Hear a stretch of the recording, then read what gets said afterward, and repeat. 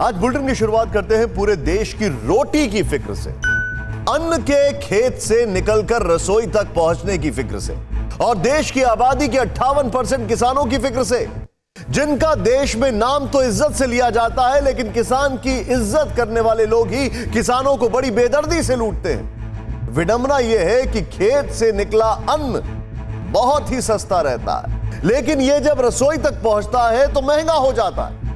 आखिर इसका खेल है क्या? आज हम इसका विस्तार से विश्लेषण करेंगे। दरअसल जब से केंद्र सरकार संसद में किसान बिल लेकर आई है, संसद में यह बिल कानून बना, तब से देश के एक बड़े हिस्से में आग लगी हुई है। इस कानून की कई जगहों पर विरोध हो रहा है। नए कानून के विरोध में देश में किसान अपना ट्रैक्टर तक फूंक दे रहे हैं, ऐसे आरोप लगाए गए।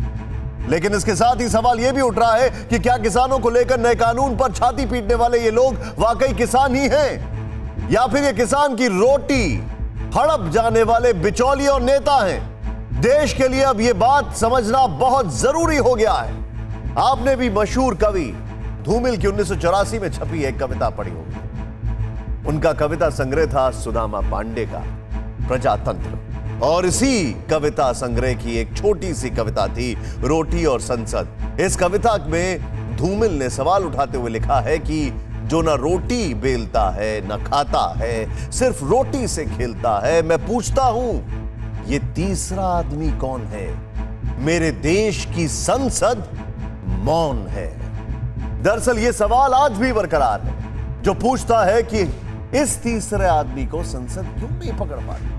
रोटी से खेलने वाला ये तीसरा आदमी आज भी हमारे सिस्टम को क्यों खा रहा है? इसे आज ये हालात से यूं समझिए कि अगर हमारे किसान सड़कों पर उतरकर प्रदर्शन कर रहे होते हैं तो वो किसान बिल का विरोध करने वालों के खिलाफ खड़ा होता और कानून के समर्थन में खड़ा होता। लेकिन आज जो लोग प्रदर्शन के लिए सड़कों पर उतर रहे हैं, उन्होंने वाकई कभी किसानों के हित में सोचा होता तो किसान आज फटेहाल ना होता।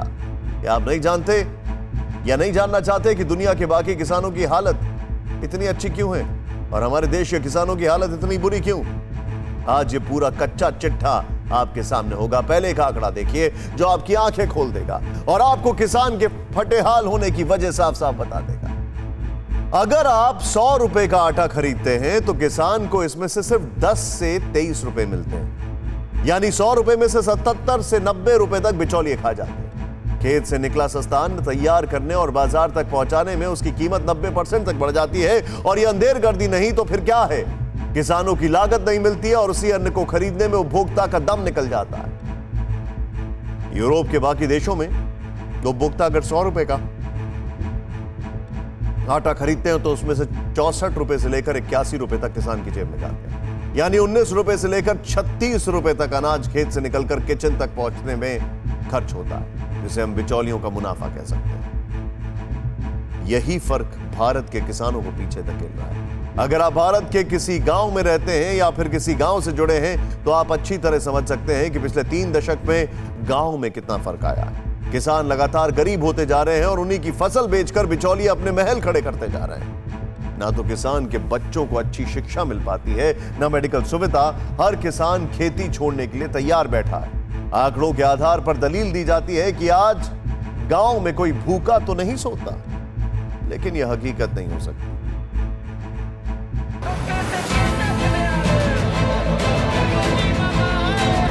हम चाचा फैसला हमारी बाप से लेने जा। जब तक हमारी मांगे पूरी नहीं होगी तब तक हम यहाँ ऐसे ही बैठे रहेंगे। केंद्र सरकार कानून लेके आ रही है, ਅਸੀਂ ਉਸ ਦਾ सख्त शब्दों च विरोध करते हैं। पूर्ण रूपेण जब तक हमारे MSP गारंटी नहीं होगी तब तक हम विरोध करते रहेंगे। Government is anti farmer. इस तरह से मंडियां खत्म हो जाएंगी, ये किसान की पीठ में खंजर भोंकने का काम करे सरकार ना, और कुछ नहीं। इससे सिर्फ उद्योगपतियों को फायदा होना है। आने वाले टाइम पे हमारी बेचने की क्रय शक्ति, विक्रय शक्ति सब खत्म कर दी जाएगी।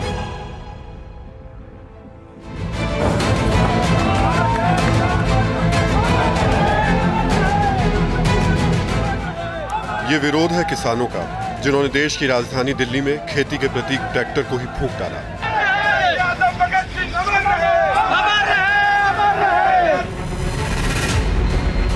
किसान कानून को लेकर सबसे ज्यादा उबाल पंजाब में है, जहां खुद को किसानों का सबसे बड़ा रहनुमा साबित करने की होड़ लगी है। शिरोमणि अकाली दल ने एनडीए से नाता तोड़ लिया है, तो पंजाब के मुख्यमंत्री कैप्टन अमरिंदर सिंह भी धरने पर बैठ गए। वैसे तो विरोध की आग पूरे देश से उठ रही है, लेकिन किसान कानून का विरोध सबसे ज्यादा पंजाब, हरियाणा और पश्चिमी उत्तर प्रदेश में हो रहा है।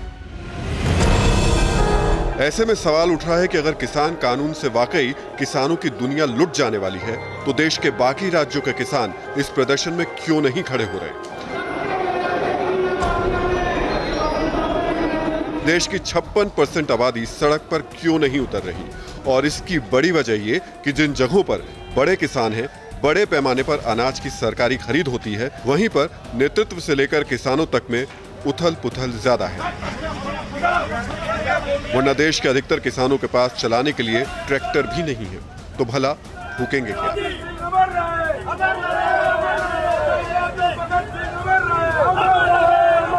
किसानों के हालात से जुड़ा खौफनाक सच यह है कि 2 साल पहले जारी आंकड़ों के मुताबिक भारत में किसानों का एक परिवार हर महीने सिर्फ 8,931 रुपए कमाता है, यानी पूरा परिवार हर रोज ज्यादा से ज्यादा 300 रुपए में काम चलाता है।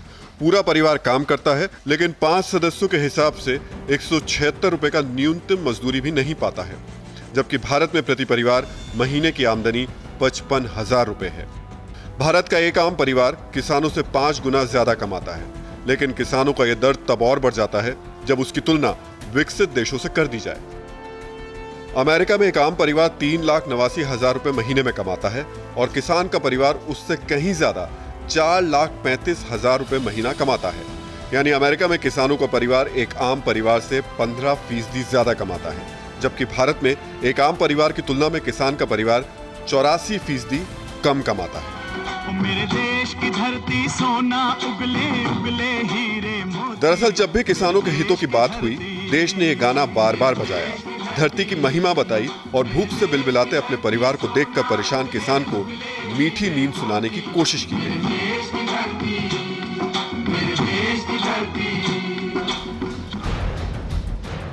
लेकिन ये देश भी जानता है, देश के नेता भी जानते हैं और यहां तक कि किसानों की मेहनत की बंदरबाट करने वाले बिचौलिए भी जानते हैं कि इस गाने का टेप यूं ही घिस जाना था। देश की मिट्टी को सोना तो उगलना था, लेकिन सारा सोना बिचौलियों की तिजोरी में पहुंच जाना था। प्रधानमंत्री नरेंद्र मोदी किसानों को अब यह भरोसा दिलाने में जुटे हैं कि किसान कानून इसी दुष्चक्र को तोड़ने के लिए आया है। इन लोगों ने अपने घोषणा पत्र में भी लिखी थी, लेकिन अब जब एनडीए सरकार ने यह बदलाव कर दिया है, तो ये लोग इसका विरोध करने पर, झूठ फैलाने पर, भ्रम फैलाने पर उतर आए हैं। देश को यह समझना होगा कि जिस भारत में दुनिया की 18% आबादी है, जिसकी धरती की सिर्फ 2.4% जमीन है और सिर्फ 4% पानी, उस देश की 58% आवाम देश की जीडीपी में अगर 16.5% हिस्सा रखती है, तो इसके पीछे किसान का खून पसीना होता है। और इस खून पसीने की मेहनत को चंद लोगों की तिजोरी भरने का जरिया बनाकर नहीं रखा जा सकता। अगर किसान कानून में बदलाव की जरूरत हुई तो बदलाव करना होगा। किसान को भरोसे में लेना पड़े तो भरोसे में लेना होगा, लेकिन उस दुष्चक्र को तोड़ना होगा जो अन्न को खाए जा रहा है, देश को खाए जा रहा है, देश के किसान को खाए जा रहा है। कृषि बिल को लेकर प्रदर्शन कर रहे किसानों की सबसे बड़ी चिंता है एमएसपी। प्रदर्शनकारियों को डर है कि नए कानून के लागू होने के बाद सरकार धीरे धीरे न्यूनतम समर्थन मूल्य की व्यवस्था खत्म कर देगी और वो एक बार फिर औने पौने दामों में अपनी पैदावार बिचौलियों के हाथों बेचने के लिए मजबूर हो जाएंगे। हालांकि केंद्र सरकार किसानों की इस चिंता को सिरे से खारिज कर चुकी है। खुद पीएम मोदी किसानों को यह भरोसा दे चुके हैं कि एमएसपी की व्यवस्था जारी रहेगी। फिर किसानों का प्रदर्शन क्यों जारी है? आखिर ये एमएसपी है क्या वाकई ये किसानों की आय की रीढ़ है? इस रिपोर्ट से जानिए, ये हमें समझने की कोशिश है।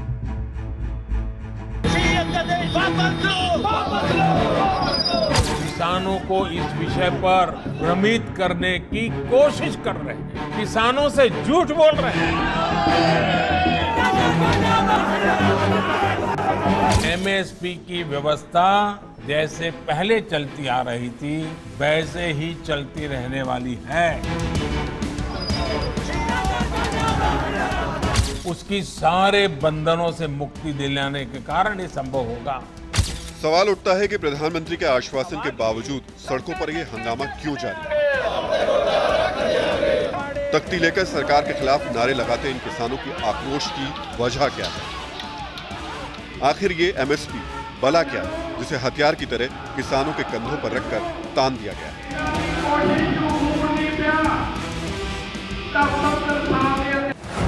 मिनिमम सपोर्ट प्राइस एमएसपी यानी न्यूनतम समर्थन मूल्य वो कीमत है जिस दर पर सरकार सीधे किसानों से उनकी पैदावार खरीदती है। हर सीजन से पहले लागत, मांग और दूसरे मानदंडों के आधार पर सरकार 23 फसलों का अलग अलग मूल्य तय करती है और बाजार में उन फसलों की कीमत गिरने की सूरत में यही न्यूनतम समर्थन मूल्य किसी बीमा पॉलिसी की तरह किसानों के काम आता है, उन्हें नुकसान से बचाता है और ये सिस्टम साल 1966-67 से लागू है। एमएसपी भारत सरकार का प्रशासकीय निर्णय है। ये निर्णय पहले था, आज भी है और आने वाले कल में भी रहेगा। इसकी शुरुआत चावल और गेहूं की फसलों से हुई। आज 23 फसलों के लिए केंद्र सरकार एमएसपी का ऐलान करती है जो कि हर राज्य पर लागू होता है।